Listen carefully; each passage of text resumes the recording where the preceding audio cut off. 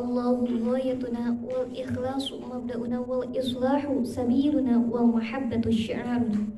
Nu'ahidullah ala sidqi wal ikhlasi wal yaqini. Amma ba'du. Ummul mu'minina dari Ummul Mukminin Ummi Abdillahi Ummu Abdillah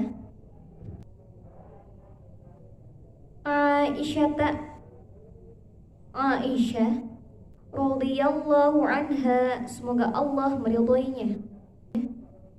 Qalat, berkata, qala Rasulullah sallallahu alaihi wasallam, bersabda Rasulullah sallallahu alaihi wasallam, man ahdasa fi amrina hadza, barang siapa yang mengada-ngada dalam urusan agama kami ini, ma laisa minhu, yang bukan berasal darinya, fahuwa raddun, maka amalan tersebut tertolak. Fahuwa raddun, maka amalan tersebut tertolak. Rawahu Bukhari wa Muslim. Riwayat Bukhari dan Muslim. Ya, sahabatillah, ini mengenai tentang mengada-ngadakan dalam urusan agama. Man ahdatsa fi amrina hadza ma laysa minhu fahuwa raddun. Barang siapa yang membuat sesuatu perkara yang baru dalam agama kami, yang tidak ada asalnya, maka perkara tersebut tertolak. Jadi sahabat bila Syekh Dr. Hisham Kamil Musa Asy-Syafi'i Al-Azhari, beliau adalah dari Mesir, dari Al-Azhar, yang namanya bid'ah itu terbagi menjadi 5. Beliau mengatakan, kalau perbuatan itu tidak ada pada zaman Nabi, tidak serta-merta perbuatan itu dikatakan dengan bid'ah. Contohnya apa? Contohnya adalah Al-Quran. Al-Quran yang ada 30 juz, itu dikumpulkan dari juz 1 sampai juz 30. Pada zaman Nabi tidak ada yang namanya Al-Quran yang berbentuk dengan yang kita sudah pegang saat ini. Tidak ada.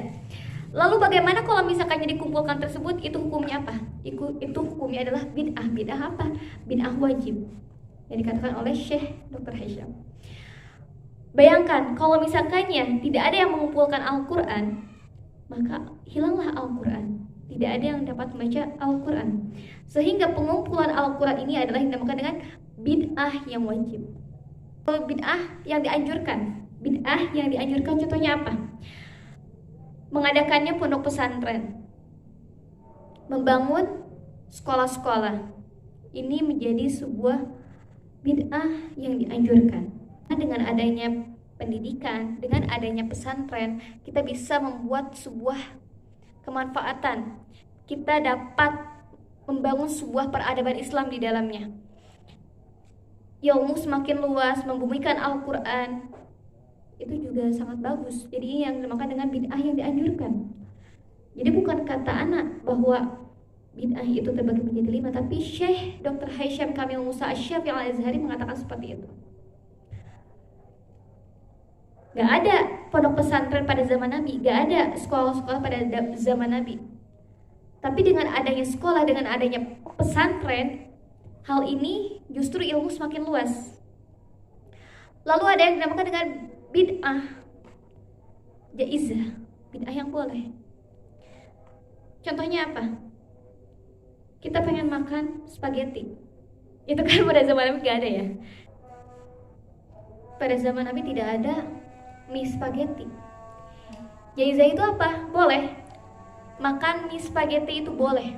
Contohnya spaghetti ya, apapun banyak ya. Kalau misalkan yang makan barbecue gimana hukumnya? Itu hukumnya adalah bid'ah jaizah, bid'ah yang boleh.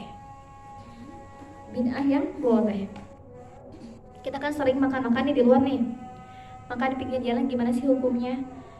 Banyak orang lalu lalang, ini adalah hukumnya adalah bid'ah makruhah. Sebuah perbuatan bid'ah yang makruh. Imam Asy-Syafi'i mengatakan bahwa bid'ah itu terbagi menjadi dua. Jika bid'ah itu sesuai dengan sunnah Nabi, maka itu disebut dengan bid'ah huda, bid'ah petunjuk.